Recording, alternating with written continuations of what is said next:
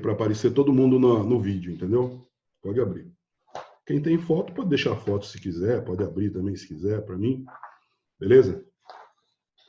O Marcelo, que é o nosso coordenador, pediu para fazer a contagem. Como esse vídeo vai para lá, na sala virtual original de vocês, a oficial, eu acho que ele está fazendo a contagem por lá, no meu ponto de vista, né?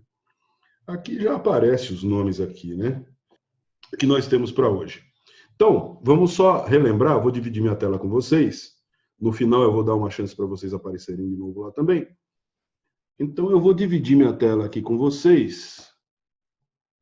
Então ele começa aqui definindo o que é o ciclo PDCA, quem criou o ciclo PDCA, nós contamos uma história longa. O ciclo PDCA é esse círculo aqui, né? Por isso chama ciclo.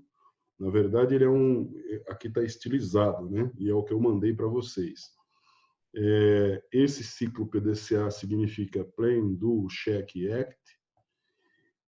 Quando você vai aplicar ou implantar o ciclo PDCA, você utiliza ele da forma como aparece aqui, tá? Você não utiliza de qualquer ponto, não. Você primeiro faz o planejamento, na sequência você executa o planejado, na sequência, depois de executar, você verifica o que foi executado e vê se não surgiram novos problemas. E, uma vez verificado, você faz uma ação corretiva para aquilo que surgiu de errado. Então, como nós falamos na aula passada, esse ciclo ele sofre desdobramentos, né? Cada etapa, cada área do ciclo PDCA, cada ponto do ciclo PDCA, poderíamos até dizer, como são 4 e eles ocupam um círculo, nós podemos dizer que cada quadrante do ciclo PDCA, que está no círculo, né? Ele vai ocorrer uma divisão de cada um desses conceitos lá dentro. Então, por exemplo, né, a ação, que é a ação corretiva, ela pode ser depois realizada uma padronização. Então, você pode transformar num padrão aquilo que você corrigiu após a verificação. Normalmente aqui no fazer, né, no do, você tem também, além de tudo, uma das primeiras coisas que você vai fazer é o treinamento das pessoas. Bom, muito bem. Então, aqui você tem uma noção. Aqui ele já está aconselhando, né, identificar o problema, estabelecer a meta, analisar o fenômeno, analisar o processo e o plano de ação. Isso está tudo dentro do planejar, do plano. Aí aqui ele explica cada uma dos conceitos, né, de identificação do problema, estabelecer meta, analisar o fenômeno, cada uma dessas coisas aqui. Eu mandei o PowerPoint disso para você, porque esse conjunto de slides está dentro de uma nuvem, né? E essa nuvem chama Emaze, E-M-A-Z-E, Emaze. Então, ele é um PowerPoint avançado, né? Você vê que quando a gente clica para avançar, ele tem como se fosse uma lente, ele puxa o próximo, né? Ele anima a transição, né? Normalmente é o que faz. Ele também anima o próprio PowerPoint, né? O próprio Emaze, né? Mas como eu não tinha tanto tempo, eu não animei nada do que tem aqui, né? Só a transição mesmo, que é natural dele. Bom, então aqui ele está explicando cada uma das coisas. O check, o do, está fazendo de maneira separada. E ele diz, né, que em 1985, o Ishikawa, por isso a grande relação do Ishikawa com o PDCA. Opa, temos mais gente entrando aqui. Então, nós temos a grande relação do Ishikawa com o PDCA. Ok? Muito bem. Então, definir o objetivo, definir método de atingir meta, educar e treinar, executar a tarefa, verificar resultados e atuar corretivamente. Esse é o esquema. E uma última coisa que eu quero mostrar para vocês, aqui está o ciclo mesmo, né? Ó, já desdobrado um pouco, né? Ó, Então, aqui você já tem 6, né? Tem ciclos que tem 8. Divide isso no meio, fica com 8, né? E o que eu queria mostrar é isso aqui. Aqui já está bem desdobrado. Ó. Então, você tem o planejamento, ele identifica o problema. Para identificar um problema, se usa um brainstorm. Depois, você estabelece metas. Para estabelecer metas, você usa também um brainstorm. Você pode analisar o que está ocorrendo e analisar sobre uma matriz SWOT ou qualquer outra matriz que você tenha com conhecimento, né? Existem várias, essa daí é a mais comum delas, né? Depois, 4, análise do processo. Veja que é muito importante, o processo em si é analisado no diagrama de Ishikawa. Então, você já analisa em termos de problema, em termos de efeito. Depois, o 5, plano de ação. 6, treinamento. 7, execução da ação. Depois, o 8, verificação. O 9, ação. E o 10, padronização. Que aí entra o POP, né? O que nós discutimos na aula passada, o procedimento operacional padrão. Muito bem. Então, basicamente é isso, né? Aqui a gente definiu o POP, né? O POP são os principais passos para elaborar. Os principais passos para elaborar o POP é escolher o nome do POP, definir. Então, isso aqui está bem mais adequado a se aplicar ao segundo estudo de caso. O primeiro estudo de caso não vamos aplicar nada disso. Muito bem, então é isso aí. Aí começa o Six Sigma, que isso aqui, para nós, por enquanto, não vai interessar, tá? Nós temos duas questões aqui. Então, aqui, ó, nós temos o diagrama de Ishikawa e nós temos depois um outro que é o PDCA que eu mandei para vocês. Muito bem, então aqui, qual é o problema? Eu mandei para vocês aí, o problema número 1. Então, você tem uma questão onde foi mandado para você um fluxo e é um processo, né, um processo de solicitação de empréstimo. A gente deduz que isso seja um banco que está fazendo essa operação. Muito bem. Então, a ideia, turma, é a gente fazer um Ishikawa, porque nesse processo aqui, nós temos um problema. Atendimento lento. Atendimento lento, esse é o problema. Todo esse processo aqui, ele leva, eu vou até escrever, na sequência ele leva 30 minutos. Vou admitir aqui. Perfeito. Então tá aí, ó. Nosso problema é esse, atendimento lento, e o atendimento leva 30 minutos. Então agora, vocês, como eu falei, ia ser um falatório gigantesco. Por quê? Porque eu vou abrir aqui e nós vamos começar atacando os primeiros pontos aqui, ó. Material e método, tá? Material e método. Então, a gente vai pedir somente uma coisinha, né? Se você quiser, você pode abrir o seu microfone e pode falar a respeito do que você acha que pode ser uma... aqui, ó, você tem uma causa, tá? Aqui na espinha do peixe, você tem as causas. Então, você tem causas e tem subcausas. Quando a causa é a causa de uma causa, a gente vai chamar de subcausa. Então, nós temos aqui, ó, quem quiser falar, é só abrir o microfone aí e falar, tá? O que vocês acham? Vamos pegar aí, primeiro, material e embaixo, método. Atendimento, vocês já foram, por acaso, pedir empréstimo num banco? Já foram? Deixa eu contar a minha experiência para a gente ilustrar, porque o pessoal fica meio... É um negócio que é um processo, é lógico que é um processo de propósito que vocês não conhecem. É de propósito e não é. É de propósito e não é. Porque é o seguinte, eu não sei qual é a tarefa que cada um de vocês realiza. Então, nós podíamos escolher um processo que um de vocês realiza. Esse processo seria claro para um de vocês, mas seria estranho para outro. Agora, eu tentei pegar um processo. Primeiro que o problema, um amigo me mandou, né? Então, ele aplicou esse trabalho lá, então eu tenho mais ou menos o direcionamento do trabalho que ele aplicou, mas eu tentei pegar um processo que fosse um processo conhecido. Mas também é muita pretensão da minha parte pensar que alguém já pediu empréstimo. Então, eu vou falar do meu caso. Então, o processo de pedir empréstimo, ele está bem descrito aqui, é bem isso aqui mesmo, entendeu?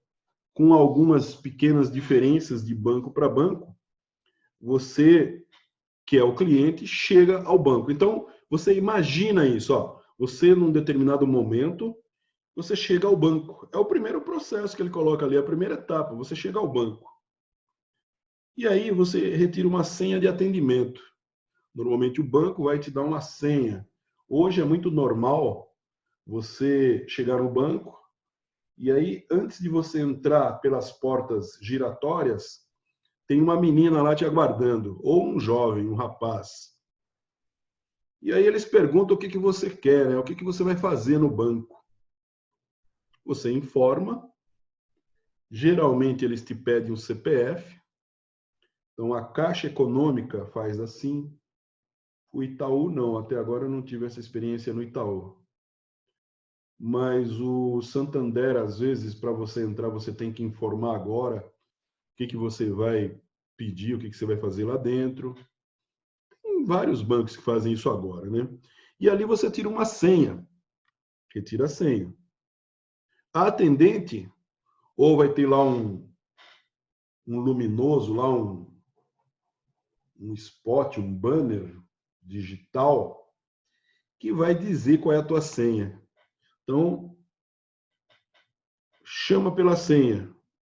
Aí a pessoa que está na mesa, o atendente, recebe você. E aí ele vai te perguntar o que você quer. Você vai falar assim, eu quero fazer um empréstimo. Verifica qual a solicitação do cliente. O tempo está correndo. O tempo vai correndo nisso aí. Aí o cliente, ele fala o que ele vai fazer, ele faz o pedido. A atendente, ela pega os documentos do cliente. E aí consulta via documento, via CPF, né? Se você tem algum tipo de restrição. Existem financeiras que emprestam mesmo com restrição, não tem problema algum, mas aqui nós estamos falando de um banco. Então ela tem um balãozinho de escolha. O balãozinho de escolha é mais ou menos isso, ó. Se a gente fosse desenhar esse processo, deixa eu abrir aqui uma coisa aqui, quer ver, ó? Você tem um balãozinho desse tipo aqui assim, ó. Normalmente no diagrama de processo vai ter esse balãozinho aqui, que vai dizer assim, aqui dentro vai estar a opção assim, ó. Tem restrição? Você está analisando, então, o processo é um processo de inspeção. Tem restrição? O cliente tem restrição? Em algum momento, vai acender uma luzinha aqui que vai dar na realidade, vai dar uma opção aqui de sim e uma opção aqui, faz de conta que essa vertical aqui é o sim, e uma opção aqui de não. Então, você vai ter aqui, tem restrição? Não. Tem restrição? Faz de conta que outra situação. Sim. Uma possibilidade para o não. Qual é a possibilidade do não? Aqui, ó. Havendo restrição, orienta o cliente e devolve o documento. Ele vai dizer elegantemente assim para você, olha, não temos nenhuma linha de empréstimo disponível para o senhor. É o que ele vai falar. Já ouvi muito isso. E vai ter outra linha, vamos supor que você não tem problema nenhum de restrição. Aí, quando ele fizer a pergunta, tem restrição? Não. Tem restrição? Sim. Se tem, não vai para frente. Se não tem, beleza, tranquilo. Deixa eu ver aqui. No chat tem 4. Não é que o cara seja um pé rapado, né, meu? Ele só está com a restrição naquele momento ali, né? E o problema hoje não é mais nem restrição, entendeu? Hoje o banco, eles se apoiam numa outra coisa, que é chamada de score. Então, se o seu score é acima de, se não me engano, 600, 700, você está lindo, está maravilhoso. Se o teu score é de 300 para baixo, você não consegue empréstimo, entendeu? Então, é mais ou menos isso.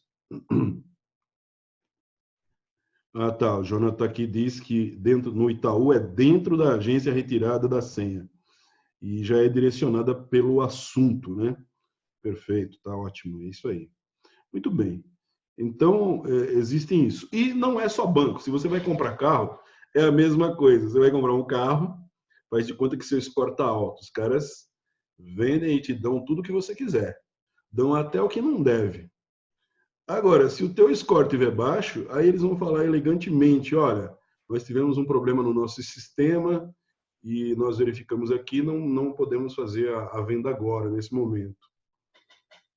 Entendeu? Eles vão falar de maneira elegante que você não vai poder comprar o carro, vai pedir para você ir para casa e voltar outro dia, alguma coisa assim.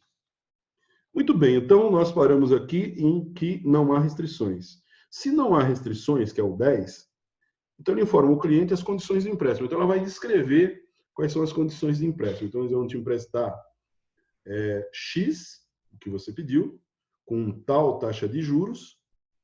Todos os meses você vai pagar mensalmente, todos os meses vai vir um boleto ou vai vir na sua conta, já vai descontar da sua conta, dependendo de qual banco for, ou não depende de banco, acho que já desconta direto mesmo, né? O melhor dos mundos aí que eles colocam na narrativa é que você tem que dar um número de conta para ele já fazer o desconto direto da tua conta. E aí te fala as condições e ele fala, olha, o dinheiro está em 24 horas na tua conta, ou está imediatamente. Quando você assinar aqui, o dinheiro dentro de 1 hora está na tua conta. Perfeito. Aí, o cliente, ele aceita ou não aceita as condições. Se ele não aceitar as condições, juros for alto ou qualquer coisa do tipo, ele pode não aceitar. Aí a atendente vai apertar a mão. Hoje não vai apertar a mão, né? Vai dar um chute na canela e vai falar, ó, tudo bem. Se, porventura, o cliente aceita, é também uma condição desse tipo aqui. Aceita ou não aceita? Se aceita, é um sim. Se não aceita, é um não. Aí, se não, ele tem um outro procedimento. Se sim, ele tem uma continuidade nesse processo, né? No desenho desse processo, no mapa desse processo, diagrama de processo.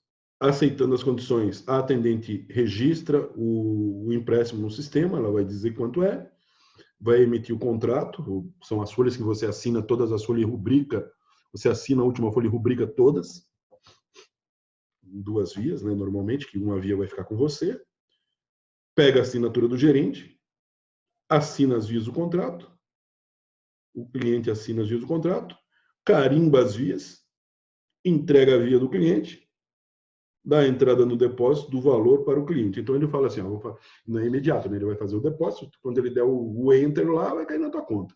Isso pode levar 1 hora, como pode levar um dia. Dá entrada no depósito do valor para o cliente, devolve o documento do cliente, que ele tinha pego para fazer o levantamento, finaliza o atendimento com o cliente e arquiva a via de contrato do empréstimo. Às vezes manda uma cópia também pelo correio para você, às vezes manda. O cliente avalia o atendimento. O que está dizendo nesse problema aqui, nesse processo, que é um processo fictício para nós aqui, mas é um processo real, são 25 etapas, poderia ter mais etapas ou não. O que eu estou dizendo é que esse processo aqui todinho, somando cada uma dessas atividades aqui, no final das contas, isso tem 30 minutos. 30 minutos eu estou sendo generoso, tá? Estou sendo generoso com esses 30 minutos.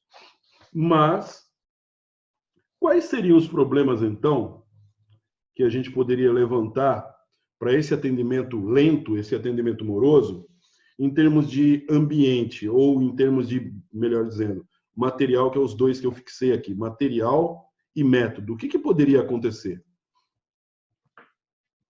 em termos de material?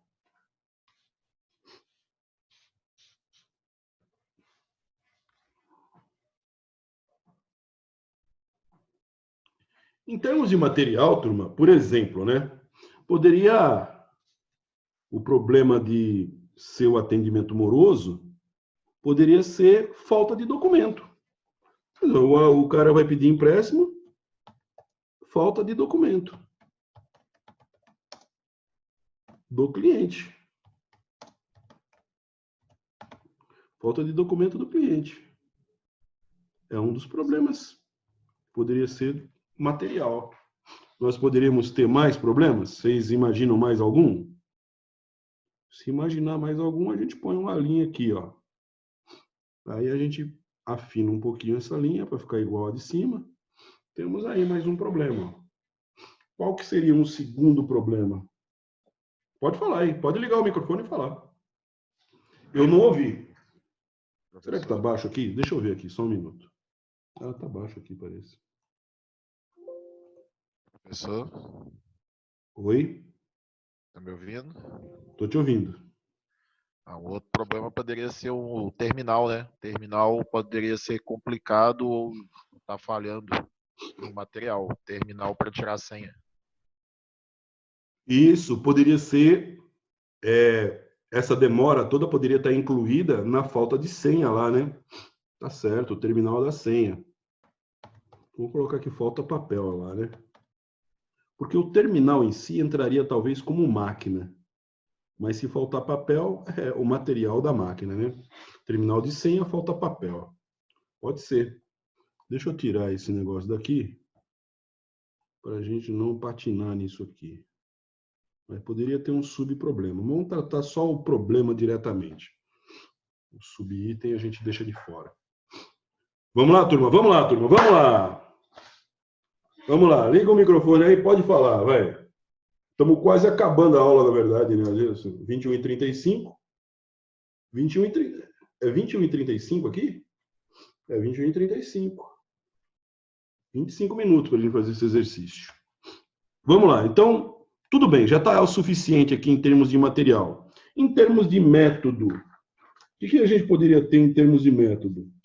Em termos de seria, método. então, o terminal é de difícil manuseio, difícil entendimento? Pode ser, pode ser. Apesar de que essas máquinas aí, elas... pode ser, no caso, isso que você falou, difícil identificação do que eu realmente quero. Talvez não tenha lá a opção empréstimo, talvez não tenha. Talvez não tenha a opção que eu vá... Normalmente tem, né? Mas vamos colocar de novo aqui, terminal, vamos bolar uma maneira de falar isso direito, quer ver? Processo, identificação do serviço procurado. Então, identificação do serviço procurado no terminal. Talvez isso pode até levar tempo, né? Você tem um monte de opção lá, pode ser que não tenha a opção que você queira, pode ser que tenha a opção que você queira, mas é difícil de encontrar. De toda forma, está ligado a método, né? É o método que é apresentado para você, só tem aquele método ali, né? O método também de verificação da disponibilidade de crédito. Às vezes tem que ficar entrando em Isso várias aí é que está telas. pendente, né? Verificação, método de verificação da disponibilidade de crédito. Perfeito, é isso aí. Muito bem, deixa eu passar aqui para esse lado aqui, ó. Vamos deixar esses dois aqui, tá? Então, vamos aqui agora, ó. E em termos de máquina, esse problema que foi descrito, em termos de máquina, onde que poderia estar uma causa? Uma causa que é a máquina, né? A máquina encabeçada pela máquina, direcionada pela máquina. que seria a máquina nesse sentido? Eu acho que seriam os terminais de computadores operados pela atendente, o próprio terminal que você acabou de colocar aí, que é o terminal que te dá a senha, o terminal... só tem esses dois tipos de terminal, né? Não tem mais outro, né? Tem o terminal onde você tira a senha, a própria pessoa, mas aí ela vai entrar como mão de obra. Em termos de falha de mão de obra, a causa é a mão de obra, né? Então, vamos lá. O que seria aqui, em termos de máquina, o que poderia ser uma causa do nosso problema? Talvez uma falha no sistema, que às vezes a atendente tenta consultar e dá algum erro, e ela tem que ligar para outra pessoa, para outra central para resolver. Perfeito, é isso aí. Então, você falou o quê? Falha no sistema. Isso. Falha no sistema. O que Às mais, vezes hein? problema na impressora, que vai ser os documentos. Isso, problema na impressora. Às vezes acabou a tinta, enroscou papel, essas coisas. Uma queda de energia também conta, professor? Pode, lógico. Conta, sem dúvida. Sem dúvida. Só precisamos, às vezes a gente só precisa pensar em que drive colocar isso, né? Mas eu acredito que pode colocar aqui em máquina que não vai ter problema algum também. Então a gente poderia ter, por exemplo, que nem você falou, queda de energia. E as garotas aí? Ninguém fala nada das garotas? Nenhuma moça fala nada? Nenhuma menina? Vamos lá. Vamos para o próximo, meio ambiente. Oi, Meio ambiente. Oi, tudo bem aí? tudo bem? Tá todo mundo, estão todas quietinhas aí? Bom, vamos começar a Se participar. eu começar, eu não paro mais, prof. Então vai falando aí. Não provoca não, professor, pelo amor de Deus. Caju, cala a boca. Vamos, em termos de meio ambiente, o que pode... Talvez um gasto excessivo de papel, por dar algum problema na impressora, e está gastando papel e imprimiu de forma incorreta, sujou. Veja, aí é uma boa dica, só que nós vamos colocar essa dica que você deu agora aqui, ó. Aqui, ó. Vai ser um subproblema. Então, ela é uma espinha dentro desse problema principal aqui, ó. Entendeu? Entendi. Por quê? Porque tem a ver com a impressora. Eu só não consigo escrever inclinado aqui. O ideal seria escrever inclinado. Eu consigo escrever de pé. Então, a gente vai colocar assim. O que você falou? Gasto de papel, né? O papel, né? Que é o gasto excessivo, né? Que o papel vem das árvores, então... Gasto excessivo de papel. Então, ele fica como uma subcausa aqui, né? Dentro da causa principal aqui, ó. Dentro da causa desse... Muito bem. Agora vamos para o meio ambiente. Qual que seria uma causa relacionada ao meio ambiente referente a esses processos que nós falamos em empréstimo, o cliente chega lá, tal. O que poderia estar acontecendo em termos de meio ambiente? Silvio. Oi. Esse meio ambiente se refere ao meio ambiente onde o problema se encontra, não no meio ambiente da natureza, certo? O espaço físico do banco. O espaço do banco. Então, a queda de energia não poderia entrar em meio ambiente? A queda de energia poderia entrar em meio ambiente. Mas aqui tem um detalhe, ó. Aqui é um detalhe bem interessante. A queda de energia, ela poderia estar em diversos pontos aqui, principalmente em termos de máquina, porque nós vamos entender que a energia ela é produzida por algum tipo de reator, alguma coisa lá, ou então ela pode também ser alocada no meio ambiente. O importante foi que alguém lembrou dela, né, meu? Entendeu? Às vezes o lance é esse. Tá? Os conceituadores, máquina, meio ambiente, dá para você lembrar o que poderia causar a coisa. Silvio, mas essa queda de energia, para entrar no Chicago, não teria que ser sistêmico? Porque esse problema, ele é lento, 30 minutos, por exemplo, só que ele é recorrente, né? Então, seria uma queda de energia recorrente. Tem que ser cíclica, né? Ou seja, teria que ter queda, não ter queda, direto, né? Para correr esse problema. Não seria pontual. Teria que ter queda direto. Seria o ideal ter queda direto, né? Porque aí você fala, É. tá instaurada, né? Isso. Problema de Não é queda sistêmico, né? Vamos lá, professor. No dia que tiver uma certa quantidade de gente no ambiente e tem um calor excessivo, seria uma causa aí no meio ambiente? Seria uma causa devido ao espaço, o espaço reduzido. Então você tem um espaço, um pequeno espaço, um espaço reduzido. Então a gente coloca assim, ó, espaço reduzido. Então, em termos de meio ambiente, em termos de local, a gente vai colocar espaço, o espaço de atendimento lá, né, reduzido. Ô, senhor, esse exemplo assim, se tivesse uma queda na economia e de alguma forma afetasse, seria também meio ambiente? Tipo essa do coronavírus que a gente está sofrendo agora. Poderia ser meio ambiente, poderia ser. Poderia, porque é uma causa externa, né? É uma causa externa, é uma causa... Na realidade, aqui cabe um pouco de história, né? Cabe um pouco de história. Essa pergunta é boa, talvez a gente não aloque a questão que você está colocando, mas a questão é muito boa mesmo. Se você prestar bem atenção, se todos nós prestarmos bem atenção, a gente vai ver que por causa de crise, principalmente no Brasil, os bancos não reduziram, não tiveram problema de economia. Os bancos, eles não diminuíram. Na verdade, pelo contrário, eles cresceram. No Brasil, o Brasil é o único lugar do mundo onde, nas crises, os bancos cresceram. Você vê que teve a crise de 2008, lá nos Estados Unidos, com aquela bolha imobiliária lá, teve banco que quebrou lá, teve problema lá. Aqui não. Aqui o problema se arrastou e os bancos você só vê crescimento, você não vê cair, o banco cair, o banco vai à falência, não. Muito pelo contrário, eles só crescem e se tornaram mais fortes, né? Entendeu? Então essa questão que você levanta é uma questão boa para a gente poder fazer esse tipo de abordagem, esse tipo de raciocínio, fazer essa lembrança. Colocaria no meio ambiente, porque eu colocaria no meio ambiente tudo que é local e tudo que acontece de maneira externa, né? Até mesmo o rapaz que falou da energia também seria mais adequado colocar no meio ambiente, porque é algo externo, né? Algo que está fora do âmbito interno, né? E precisaria, no caso da energia, acontecer todos os dias, né? Principalmente na hora que o cara está fazendo empréstimo. Aí o cara vai lá para fazer empréstimo, não consegue por causa da energia, ele vai falar assim, olha, a Electro está contra a minha pessoa, porque eu estou pedindo empréstimo, aí cai a energia lá, todo dia que eu vou, ele cai a energia, né, meu?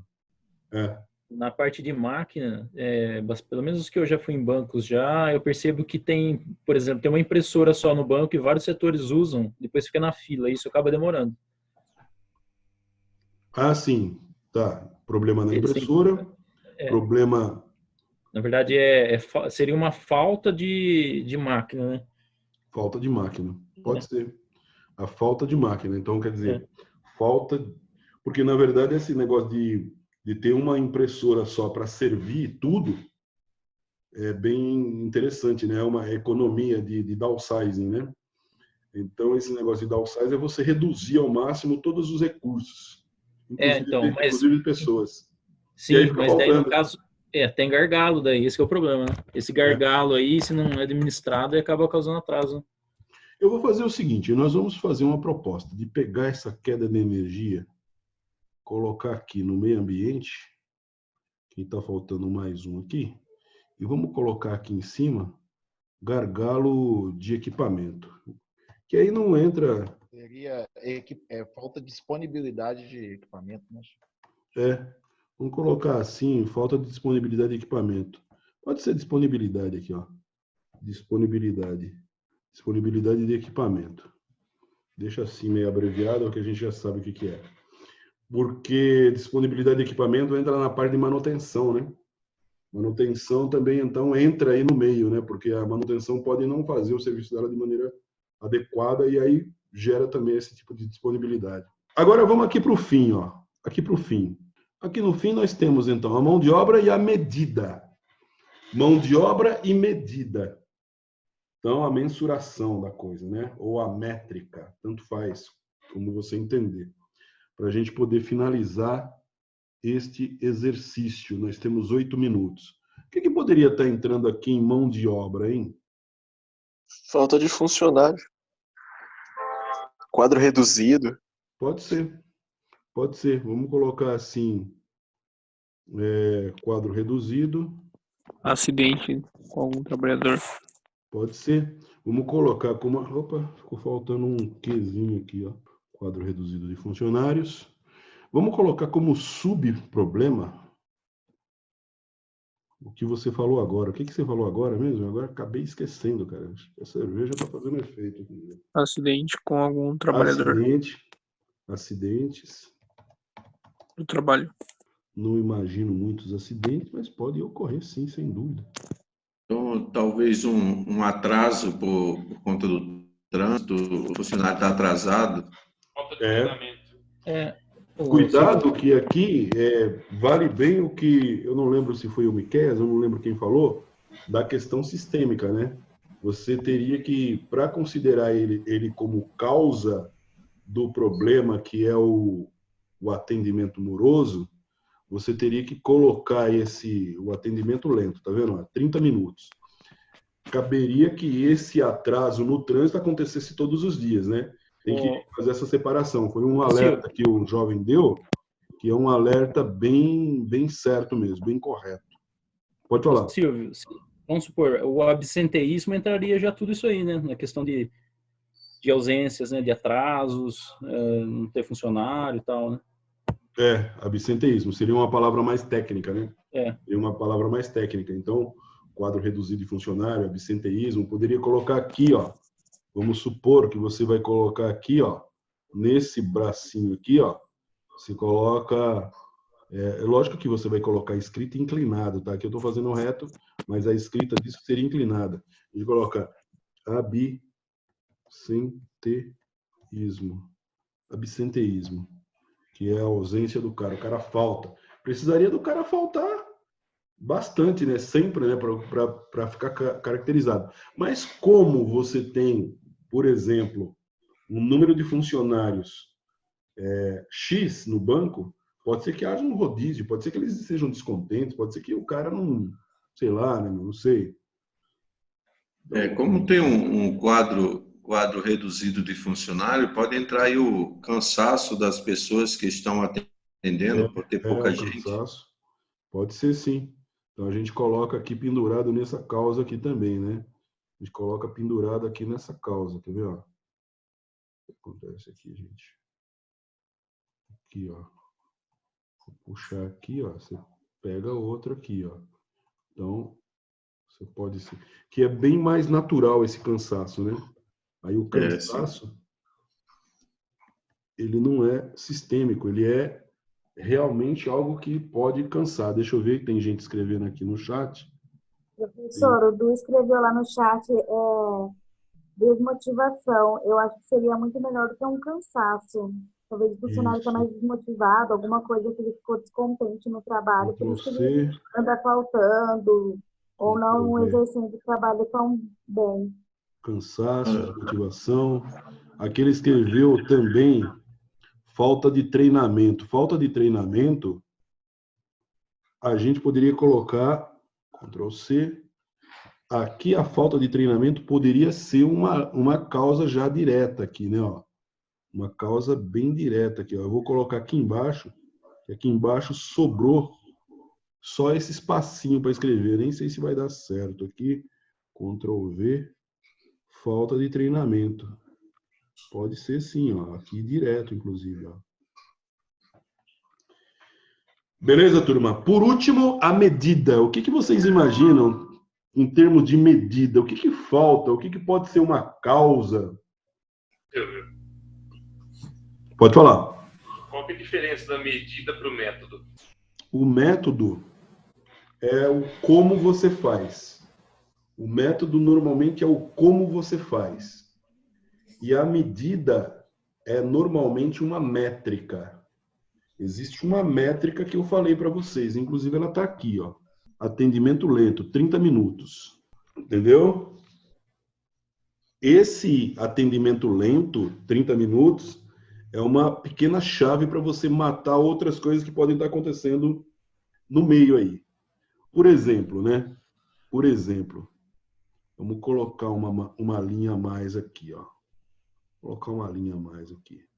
Mas, por exemplo, o atendimento lento pode ser... Aí vai confundir mais ainda. Mas por que eu coloquei aqui na métrica e não lá no método? Poderia ser lá no método que eu vou escrever assim. Que, por exemplo, procedimento errado, por exemplo. Procedimento de atendimento está errado. Esse procedimento de atendimento poderia, inclusive, estar lá no método, tá? Porque é o procedimento, né? Mas eu vou colocar aqui como medida, porque eu vou fazer uma análise desse processo, dessa etapa, dessa visão aí, né? Agora, o que mais, hein? Em termos de medida. Em termos de medida, eu vou colocar um termo aqui que vocês não estão acostumados, mas no futuro a gente vai trabalhar com ele, tá? Que a gente vai colocar, eu vou colocar esse termo aqui, ó, TMA. Tempo médio de atendimento. Tempo médio de atendimento. Eu vou dizer que é um problema de medida. Por quê? Porque esse tempo médio aí, vamos supor que eu fiz um levantamento estatístico. O que estuda esse tempo médio aí é uma coisa chamada teoria das filas. Então, o tempo médio de atendimento vai depender de quanta gente tem, que foi uma das coisas que falaram aí, quantas pessoas tem e quanto tempo o atendente leva para atender uma pessoa, né? Um grupo de pessoas. Isso aí, dentro de uma sequência de atendimento, vai levar ao tempo médio de atendimento. A gente sabe, pelos dados fictícios do problema, que é fictício também, que o tempo médio é de 30 minutos. Muito bem. Aí, quando você for fazer o planejamento no PDCA, o que você coloca lá no PDCA, no planejamento? Professor, Pode falar, querido. mas esse tempo médio de atendimento já não era para estar dentro do procedimento? Você já faz um pré-levantamento e já coloca dentro do procedimento esse tempo? Você pode ter ele como métrica, mas você não pode colocar dentro do procedimento porque você não sabe todos os dias como que vai estar o caso, como é que, se você tem muita gente, por exemplo, é que nem assim, tá? Eu entendi a sua questão. Por exemplo, você pega a Caixa Econômica, tem dias que vai lá um monte de velho para receber aposentadoria, correto? Aí o atendimento fica um volume gigante de pessoas para atender. Talvez tenha que colocar mais atendentes e ali tem que ter uma velocidade, tem que ter inclusive um horário certo para eles serem atendidos. Mas naqueles dias de pico ali, cresce o atendimento. Então, quando você vai fazer essa medida, nós estamos falando só da medida do tempo médio de 30 minutos. Não significa que todos os dias é 30 minutos. Pode ser, isso é um tempo médio, por isso que fala tempo médio. Pode ser um tempo de 20 minutos, pode ser um tempo de 40 minutos para cada atendimento. Mas na média chegou a 30 minutos. É um tempo grande, né? É um tempo gigantesco, se você pensar bem, tempo médio. Para eu colocar no procedimento o tempo médio, eu tenho que ter um tempo preciso, um tempo correto. E esse tempo teria que acontecer sempre. O melhor é você fazer uma simulação e tentar entender esse tempo médio. E aí, baseado que o tempo médio ele pode ser melhorado, você vai chegar e dizer assim lá no planejamento, ó, tempo médio de 30 minutos, nós queremos uma redução do tempo médio de atendimento. No meu ponto de vista, você não sabe, se você não estudar ele, você não sabe exatamente quanto tempo é. Porque já se dá 15 minutos, então você teria 15 minutos para atender, né? Para fazer um empréstimo. Isso é suficiente? Aí eu já não tenho conhecimento de causa para dizer se é suficiente ou não. Mas vamos supor, né, o que a gente quer saber, mesmo não sabendo muita coisa, a gente quer saber o seguinte, quando você pega, então, agora o ciclo PDCA para você fazer o planejamento, o que você tentaria fazer? Para mim, é coerente que você tente reduzir esse tempo. Reduzir o tempo médio de atendimento. Reduzir o TMA, sei lá, para 25 minutos. Reduzir o TMA para 20 minutos, por exemplo. Entendeu? Entendeu aí, turma? Entendeu ou não? Sim. Então, porque cada coisa que você colocar aqui, deixa eu fechar aqui cada coisa que você coloca aqui, e deixa eu sumir um pouquinho para vocês verem aqui como é que ficou nosso mapa. Olha só, eu vou identificar o problema. Então eu faço um brainstorming. Quando ele chega aqui embaixo, ó, análise do processo, você vai fazer um diagrama de Ishikawa. Mas o Ishikawa, você também usa uma espécie de brainstorming. Então, o que nós estamos fazendo ali é um primeiro momento, né? Ó. Primeiro momento. Então, no primeiro momento, nós estamos batendo em cima desse quadro aqui. Desse quadro aqui. Nada impede, dentro da mesma reunião, num segundo momento, a gente alocar melhor essas coisas todas aqui. Por quê? Porque é o seguinte, quando eu for tentar fazer o PDCA e levantar as questões mais importantes, as questões mais críticas, eu vou fazer isso por um processo de verificação, né? Então, eu vou fazer uma verificação de cada ponto desse, o que é real. Se for possível medir algumas dessas coisas, se for possível medir, eu vou fazer o levantamento, a medição, e aí eu vou colocar realmente dentro do ciclo PDCA, dentro de uma coisa mais ou menos parecida com isso aqui, quer ver? Ó? Professor, quando eu trabalho com essa ferramenta no trabalho, a gente chama de, isso que você está dizendo, de possíveis causas. Eu descarto as possíveis causas e trabalho só com causas verídicas. Que são reais e críticas, né? As causas críticas. Então, aí você lista elas, aí você começa a fazer planejamento lá com 5W, 1H ou 2Hs no PDCA, começa a falar, ó, vou atacar esse problema assim, dessa forma, vai fazendo os problemas, se descreve os problemas e vai atacando. O que, por quê, quando, como, quem que vai atacar, quanto vai custar, e aí você joga, né? Então você tem aqui, por exemplo, aqui embaixo, digamos que esse cara aqui, vamos supor que esse cara aqui seja o cara, um problema crítico aqui. O tempo de atendimento é talvez o problema mais crítico. Por quê? Porque, na verdade, a gente está falando de tempo lento, né? Atendimento lento. Então, o tempo de atendimento é talvez o item mais importante.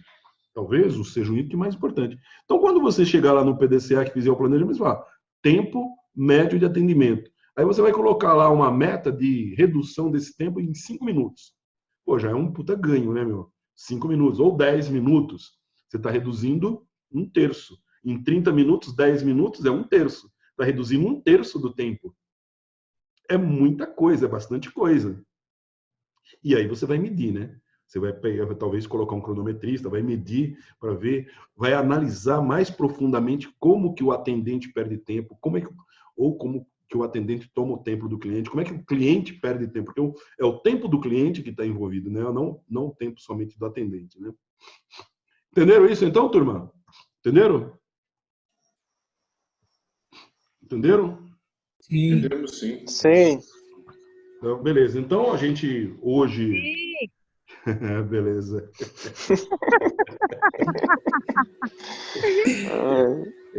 Terrível. Legal. Então, a gente finaliza a aula por aqui. Eu queria que vocês fizessem uma coisa um pouco diferente, tá? Eu vou editar essa aula, logicamente, que eu vou cortar um monte de bobagens que eu falei. Vai ficar mais conteúdo, por isso que a aula fica um pouco menor quando a gente faz a edição. E eu gostaria que vocês assistissem e dissessem lá, não precisa ficar com medo de represália, de vingança da minha parte, porque eu quero sinceramente saber onde eu posso melhorar essa aula. Entendeu? Eu quero saber onde eu posso melhorar essa aula. Tanto em termos do vídeo produzido, quanto em termos do conteúdo. Beleza? Eu quero saber onde eu posso melhorar a aula.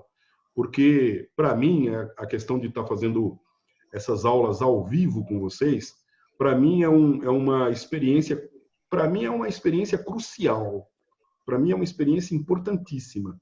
Por quê? Porque eu já produzo vídeos para o YouTube há muito tempo e agora está vindo uma maturidade, né? Como a gente tem aula com um monte de gente expert na parte de funil de vendas, na parte de marketing digital. A gente tem um monte de expert que eu tenho aula com esses caras, e eles dizem exatamente isso. Olha, você precisa passar por uma maturidade. Uma crítica não é uma coisa ruim, é uma coisa boa. Então, se você quer melhorar, pergunta para os seus clientes, pergunta para os seus...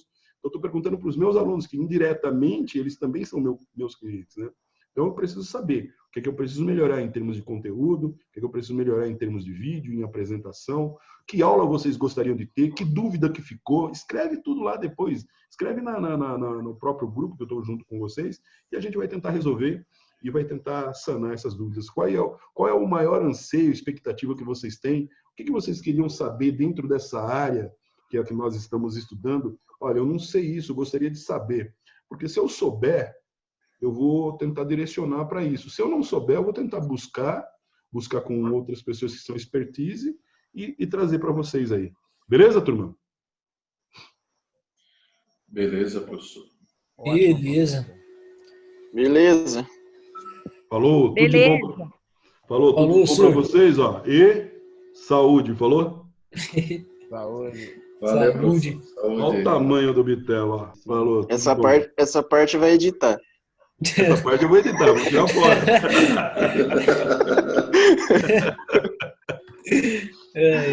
Ai, caramba. Tchau, boa noite. Tchau, boa noite. Boa noite. Tchau, boa noite aí para todos aí. Tchau, boa noite, tudo de bom. Tchau, boa noite. Boa noite.